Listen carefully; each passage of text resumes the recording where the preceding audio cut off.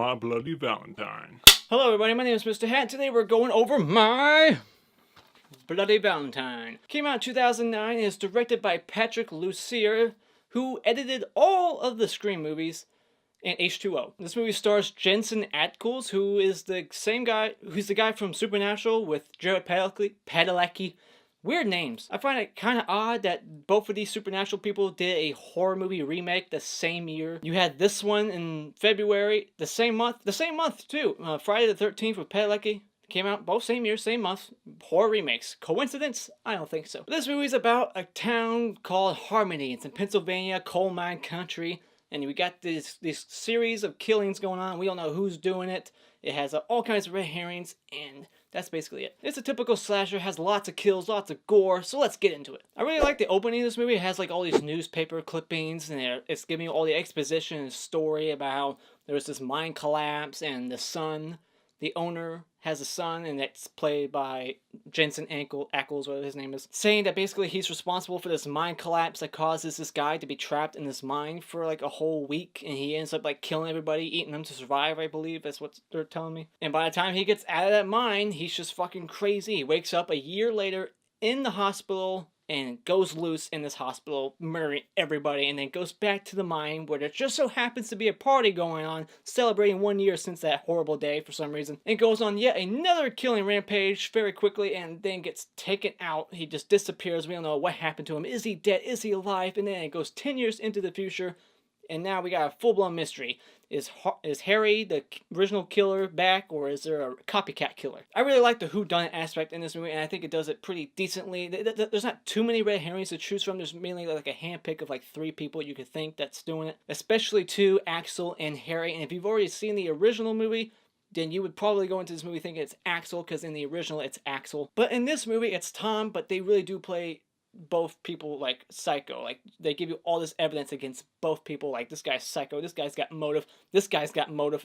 Who is it? I do feel like they give Tom a little bit more motive, and he's the one popping pills, so it makes more sense for him, but there is plenty of motivation from Axel that it makes you keep guessing back and forth. The kills in this movie is basically the main focal point. Like that's what this movie is really about. It's about finding out who's the killer and give us plenty of good kills, because that's what this movie's trying to do. It's not trying to be anything else. It's a very simple story. It's not trying to be smart, because believe me, it's not. The kills are the most creative thing in this movie. You got the hospital, it's just filled with all kinds of blood all the walls, bodies everywhere, and then we get to that mine, we get all kinds of deaths with like, the pickaxe for the killer weapon. I really like this killer weapon of choice.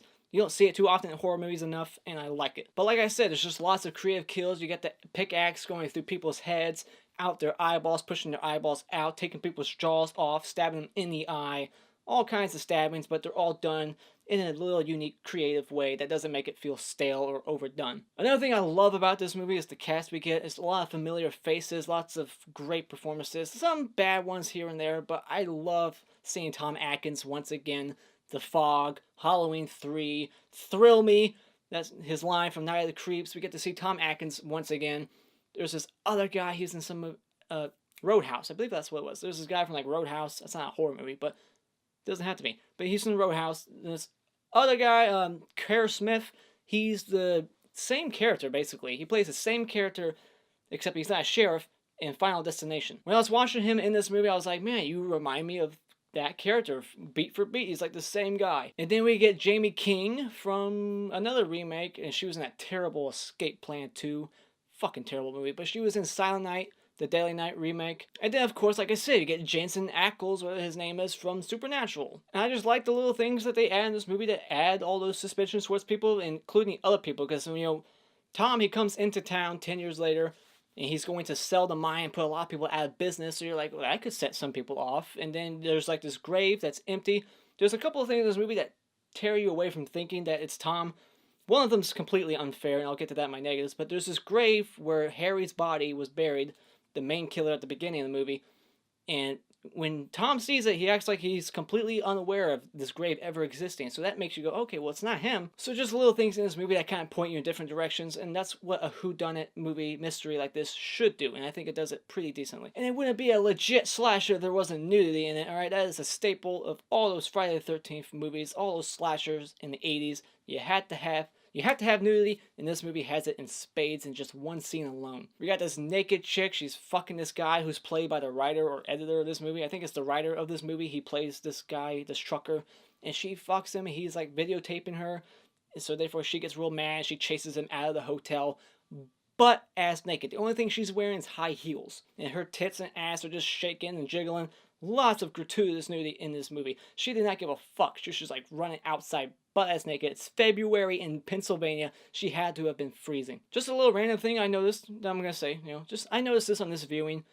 One, I didn't know that Tom was responsible for that mind collapse at the beginning, but also this naked chick she's the same girl at the beginning of the movie who was dating Axel. I didn't pay attention the last time I watched this movie, so I'm like learning all these things. I'm like, oh, I should have known that, but I didn't. Is it a coincidence that Tom is driving a Bronco and he's the killer? I like the reveal towards the end and how he just totally like changed his face and he like switches between evil. You could argue that this movie is a possession movie because there's a line from Axel. He goes, Harry is inside you, isn't he? And then he responds back like he's Harry.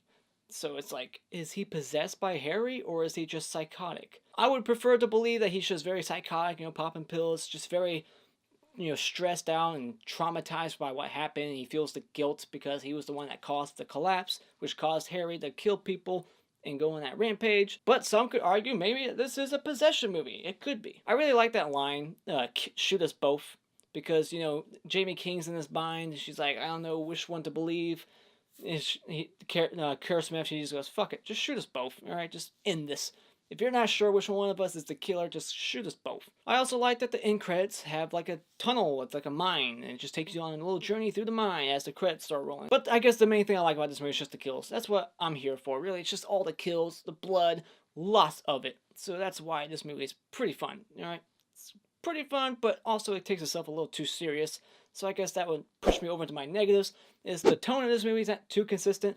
Overall, it's just like a very serious movie. There's not too many light moments. There's like very weird comedy placed here and there. The trucker guy banging that chick and what their dialogue together, it's kind of comedic. We got this little person who gets killed in a very comedic way. And it's just like, what's that doing in this movie? This one guy, before he dies, he says, oh shit, because he knows what's coming. So it's just like, there's like these weird moments of comedy where like over 80-90% of this movie, it's just like very serious. It's like trying to like make you guess like who's the killer, and you're very invested, but then it's like all this weird comedy comes your way. It's like, where did that come from? I prefer a movie where the tone's more consistent, so that's what I didn't like about this movie. And when a movie like this is going balls to the wall crazy with those killing montages at the beginning and all that crazy shit that happened in the hospital, it's so unrealistic that I feel like this movie should have just went the comedic route or just try to have a little bit more fun than it did. So yeah, I feel like this movie should have just try to go a little bit more fun instead of so serious. Another negative is that since this movie is a 3D movie, if you're not watching it in 3D, these 3D shots that linger on for too long, you're like, oh my god, when's it gonna cut away from this thing just sitting in front of my face?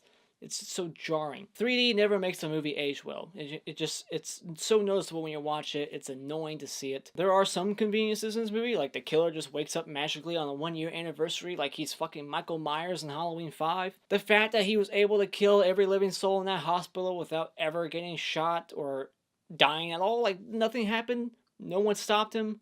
He just killed like 30 people in this hospital, easy peasy. And then he goes straight to that party to, I think, seek revenge against Tom. How he knew he was there. Conveniently, Tom is there at the mine that day. And then, like, when they get inside, on the outside exterior shot, it looked like there was a party going on. There was going to be a lot of people in there. And Jamie King walks in for quite some time. We get, like, this transition fade shot where, like, acts like a lot of time has gone by. She's walked a distance. And then all of a sudden, when she sees the killer, she turns around. And there's all these bodies laying everywhere that she had just, like, that was the path she just came from. How did she not see those bodies on the way in? How did all these bodies just get killed without you hearing a noise? How long have these bodies been sitting here? He just escaped the hospital. You got this big party going on, and all these people are just fucking dead, and by the time they leave the tunnel, there's only one car there. I thought there was a couple of cars when they got there. I don't know, it's just like, it's so unrealistic how he's killing all these people so quickly, and no one's hearing a thing. Nobody's able to do a thing. It's unrealistic. If this movie was going the more fun comedic route, I could accept that, but it's so serious where I'm like, why is it so unrealistic and corny like that when it's supposed to be so serious? Like, If you're a serious movie, you should try to make everything as realistic as possible. And this movie is like trying to be comedic in some weird moments and do all this unrealistic shit and then have a serious tone. Like, for example, right, it's just like this dumbass guy in that mine at the beginning. He just walks in, this random party goer, and he's just like, all these bodies are laying around. And he's just like, oh, hello? Who's there? And he's looking right at the killer with the pickaxe in hand. And he's like, come on, man, stop doing what you're doing. I mean it. And it's like, why are you talking to this guy like he didn't just murder a bunch of people? You see the evidence laying around you. Why are you talking to this guy? Get the fuck out. And then when the killer turns around to chase that dumbass, the 3 people, the main cast, are sitting right there. Right there to the left. And he just walks right past them like you couldn't just see them. They weren't in, like, the shadows or anything. Like, they should have been visible. I'm going to point out something a little weird. There's a scene where Tom goes to meet Jamie King at the store. And he's like, can I talk to you? The store doesn't open for 15 minutes. It's a store that she owns. And then all of a sudden it cuts to them, like, walking on the bridge, talking to each other. It's like, well, shouldn't you just be talking inside the store? It's freezing outside. I would prefer to, like I said, this is just a weird thing I'm bringing up. It's like, why are they talking on the bridge? It's because they saw the bridge, like, as a director, he's like, I want this shot of the bridge. Let's use the bridge in our movie. It's like, no, they would just realistically walk right into that warm building and talk in there. Not go all the way to this bridge to have a conversation out in the freezing February weather in Pennsylvania. Okay, now here's the scene that I have trouble with because it's fucking trickery. It's complete trickery to make you not think that Tom's the killer, and that's when he is hallucinating a death scene happen before his eyes. Like, he sees the killer like an out-of-body experience. He's seeing Harry kill this guy in the mine while he's locked in a cage. But really, he killed that guy, put himself in that cage, locked himself inside, and hallucinated everything happening. Basically selling himself a bullshit story to tell everybody else. I was locked in a cage. I couldn't have killed that guy. So we as the audience believe his story. But there is a slight hint that it's all bullshit and that's really him hallucinating, where he sees Harry face to face and they both have like this mirror effect where they're doing the same thing at the same time. They both rise at the same time. So it's kind of like giving you a slight hint like, hey, none of this is really as it seems. It's him. It's not Harry, it's Tom. There's a cashier in this movie named Megan. She's having this affair with Axel. Axel has this cabin in the woods right near the mine, conveniently. And he is fucking her there, and then she's a terrible actress. Let me get that out of the way. But when she goes to the store that night and she's getting attacked by the killer, and I don't believe anything. Like, the way she's acting scared, she kind of like, when she's not looking at the killer, she has like this normal face on, like she's not being attacked. I just didn't believe her performance. She was terrible. And here's another unrealistic moment. Okay, so Harry's attacking them at the door, and all of a sudden, as she's like trying to go out, Megan's trying to go out the window, he has time in less than 10 seconds. He goes all the way to the front of the store again, all the way around the building to the window to get her in 10 seconds. And in the next scene, when Axel's walking with Jamie King around the building, we establish that there's no other windows or doors or any other entries, shortcuts that he could have taken to get there. So he sprinted a fuck ton fast to get to her. Apparently, Jamie King knows about the affairs and she's just not leaving Axel. Why? I don't know. I just thought that was kind of annoying. Why stay with him? Another thing that annoyed me is that there's some deaths in this movie that cut away, and it's like we got all these deaths on screen, and all of a sudden there's like a couple that's like, cut away. It's like, why? Can you not afford it now? What the hell happened? I'm going to mention another weird thing, because that's what I like to do. I'm going to mention things that no other reviews talk about. This old house in the middle of the woods, the cabin in the woods near the mine, that Axel owns. When Jamie King is in the second floor of this building, there's a kitchen. That's where the kitchen's at. Who designs a house with a kitchen on the second floor? Like that's just so odd. Usually, all houses have kitchens on the first floor. Like, that's what I think, right? Am I wrong? I just thought that was very odd. And then once we get towards the end, we got the situation where she's like got the 2 killers, or the 1 killer. She doesn't know which one's the killer. And once she does find out, it's like confirmed. She has a few seconds where she can just easily pull the trigger, but she doesn't. Like, what is she waiting for? I thought that was so annoying. Eventually she does shoot, but she has a shitty aim and ends up shooting this tank that explodes in the background, and Tom survives it miraculously. And I like how at the end of this movie, Tom, he just puts on a mask and walks out past all these firemen, ambulance people, the cops, everybody, the news people. He just walks out, and before he's even in the clear, he just takes his mask off. Like, I got away with it. It's like, dude, you're still there. Get the fuck out, then take the mask out. That's one cocky son of a bitch who thinks he's that lucky. He's like, I survived an explosion right next to me. I can get away with anything. I'm taking the mask off. No one's gonna see a thing. But despite all that stuff I said, this movie, because of all the kills, the creative gore that we see in this movie, it's very awesome to see. I love the cast in this movie. So therefore I'll say, when it comes to this guilty pleasure awesome remake, My Bloody Valentine, I would say that you, if you're a slasher fan and you like this kind of stuff, you should definitely go out and buy it. My favorite kill is going to go to the shovel girl. She comes out of nowhere and Harry puts a shovel right in her mouth. She just sits there holding on to that handle and he just drives it forward more, chopping her head off at the halfway point. Very awesome kill, kind of reminds me of Wrong Turn. Love it! And my least favorite kill, I guess, will go to the naked chick who dies off camera. We got all these great kills that are on camera, but hers just cuts away. And those are my thoughts on My Bloody Valentine. Have you seen this 2009 remake? Let me know what you thought about it in the comments below. Did you guess the red herring? Did you guess the killer correctly the first time? I didn't on this one because, like I said, they cheated. But thank you so much for watching this. You can hit this like button over here to support this video. And consider subscribing today by clicking on my cartoon face in about 5 seconds to see more content like this, movie reviews, and trailer reactions and ranking videos. And until next time, I'll be Lussier.